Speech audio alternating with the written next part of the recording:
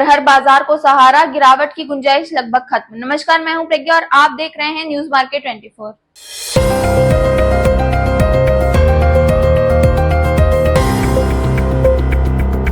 बात करते हैं अरहर के बाजार के बारे में। तो अरहर के बाजार में लगातार गिरावट के बाद में अब तस्वीर बदलती हुई नजर आ रही है। बाजार से संकेत मिले हैं कि अरहर के बाजार में आगे आने वाले समय में कोई बड़ी गिरावट की संभावना बेहद कम है। अब अगर बात की जाए मार्केट आंकड़ों की, तो चेन्नई में लेमन अरहर का जो रेट चल रहा है वो 6,250 रुपए प्रति क्विंटल पर होता हुआ नजर आ रहा है। दिल्ली की अगर बात की जाए तो यहाँ पर रेट स्थिर होते हुए नजर आ रहे हैं 6,650 रुपए प्रति क्विंटल पर। मुंबई की अगर बात की जाए तो 50 रुपए की नरमी के साथ में जो रेट है ये 6,250 रुपए प्रति क्विंटल पर होते हुए नजर आ रहे हैं। देसी अरहर ने कुछ मंडियों में मजबूती दिखाई है, जैसे कानपुर और सोलापुर में भाव बढ़ते हुए नजर आ रहे हैं, जबकि बाकी मंडियों में स्थिरता देखने को मिली है।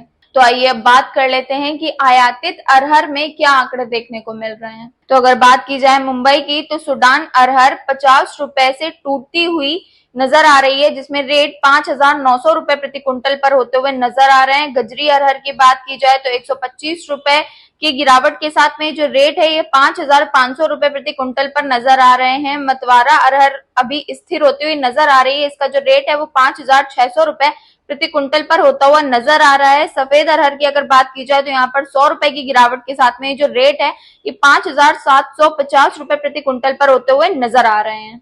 तो आइए अब जान लेते हैं कि अरहर के बाजार में क्या स्थिति देखने को मिल रही है।